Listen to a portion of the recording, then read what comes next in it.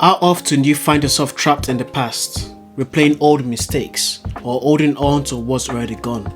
What if I told you letting go of your past could unlock your true potential?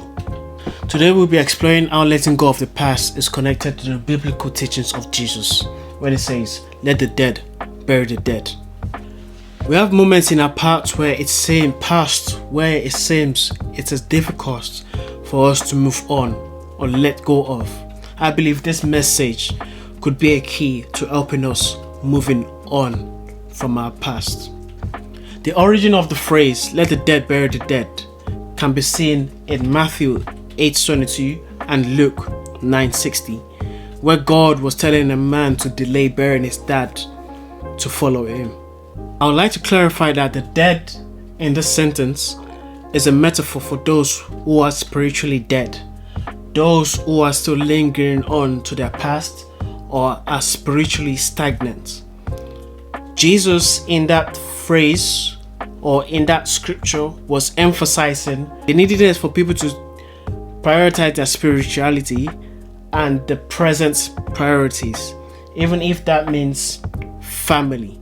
Now, this video isn't necessarily about the teachings of Jesus or biblical messages or Quran.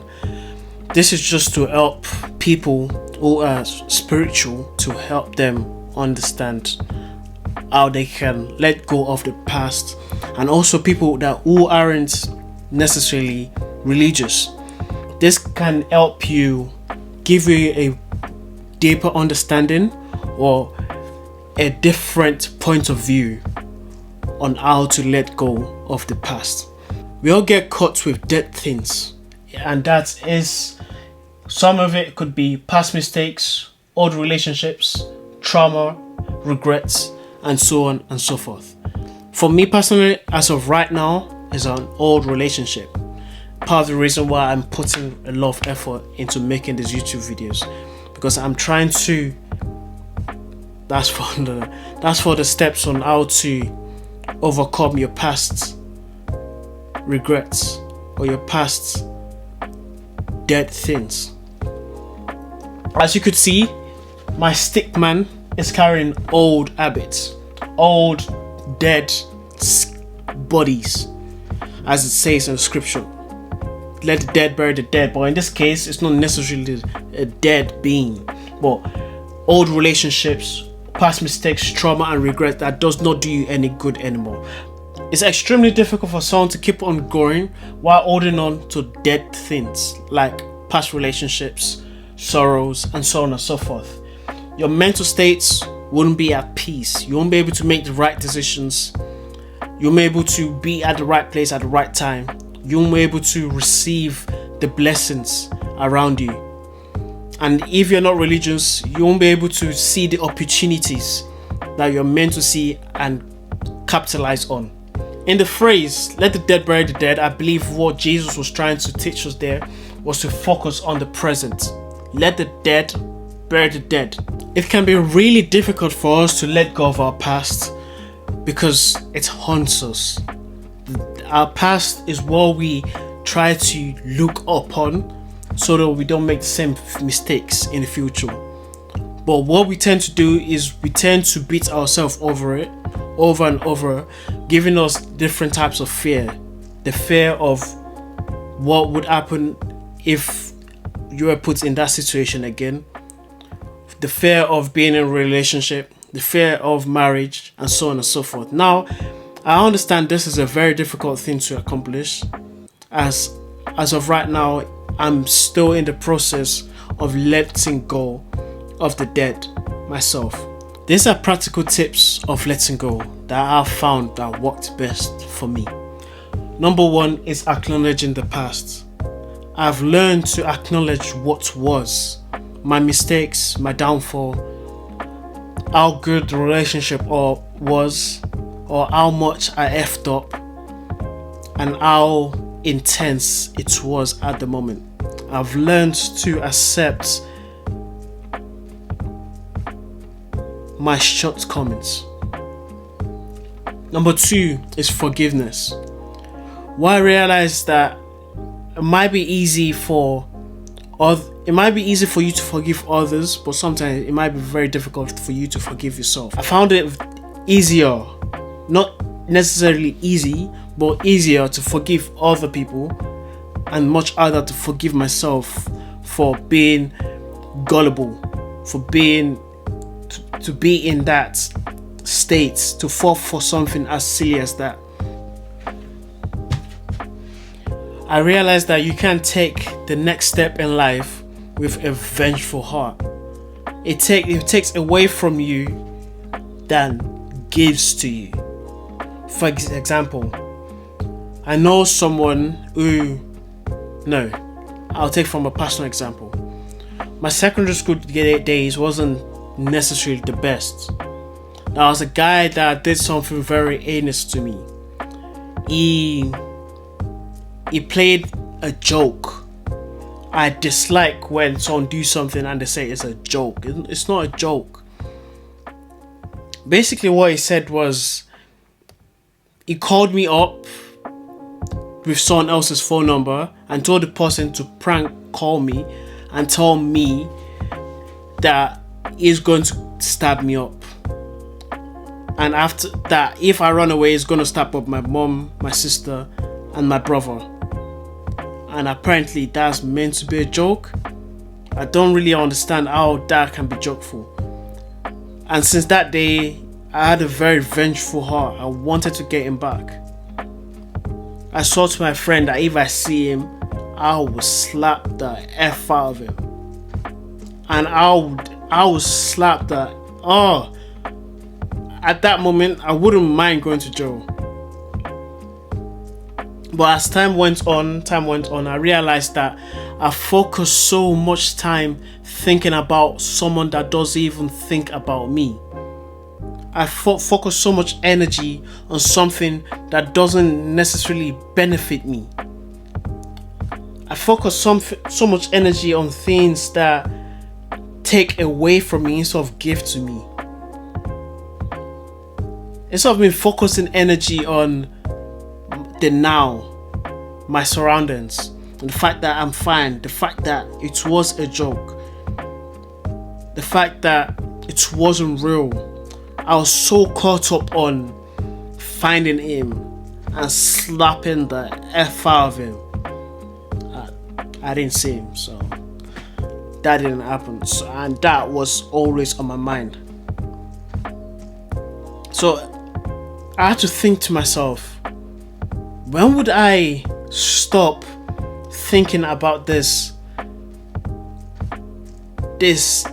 dumb guy? Like, when would I stop?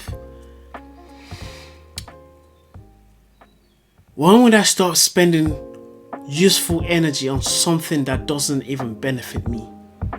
And that's when I realized that I need to start forgiveness. I need to forgive him, and also I need to forgive myself. Forgiveness doesn't mean I should hang around with him anymore. Forgiving someone doesn't mean you need to be cool with the person anymore. You can see the person from afar and give them your blessing. They are no good for you, but still give them your blessing, because even in that vengeful spirit, it takes away from you than gives to you. It's like you're robbing yourself from the joy and gifts that the world has to offer you. You're robbing yourself from the present moment. You're robbing yourself from the presence of God in you. Mindfulness, which is linked to forgiveness, as I said already. Mindfulness is the practice of staying in the present instead of wondering what ifs. As I said in the story, my mind went out thinking what ifs. What if this? What if that? What if I find him there? What if I find him that? What if I smack him and I go to prison? What ifs? What ifs? What ifs? Instead of me thinking about my future, instead of me planning the things, instead of me enjoying the sun, the wind, the trees, instead of me enjoying the people around me, instead of me enjoying the surroundings, I was busy thinking about what ifs. My brain was crowded with things that does not benefit my soul. My brain was crowded up with things that just doesn't do me no good. So that is mindfulness.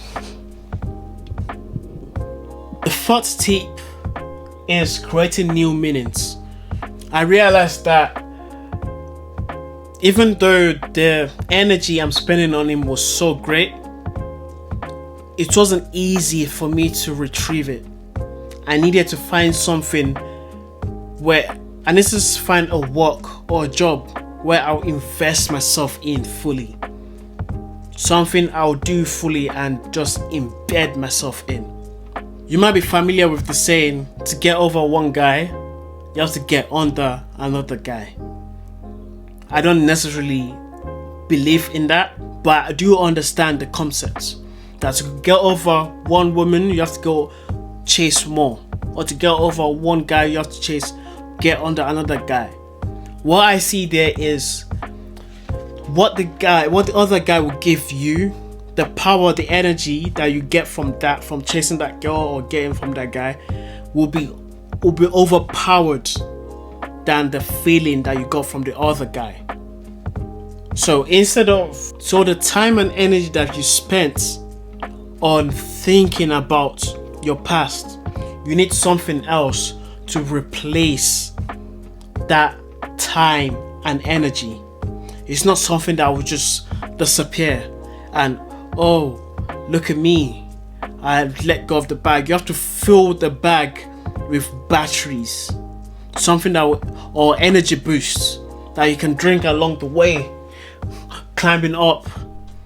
After every big event in my life, I find myself investing more and more into myself, and which has given me greater and greater returns. After my first big heartbreak, I locked myself at home, went to the gym, gave me a great return. And now that I'm going through something, I'm focusing on YouTube, which, as the pattern is right, would also give me a great return. So these are my practical tips of letting go. These are practical applications that you could use to let go of the past. Number 1 is breathing exercises. This can be used in meditation, which I sometimes do. Number 2, journaling. We can journal about the things that you can control, the things that's within your reach, which you'll find out that isn't much, but is a lot at the same time. Doing fulfilling or creative things. You can go out, paint, do arts and crafts, or make a YouTube channel like I did right now. Do something that will keep your mind in a creative space. You don't necessarily want to, it's not about forgetting about the past. Like I said, number 1 is accepting it. Accepting what happened. Accepting your wrongdoings or the person's wrongdoings. Number 2 is forgiveness. I believe it's forgiveness. Anyways, you saw the list.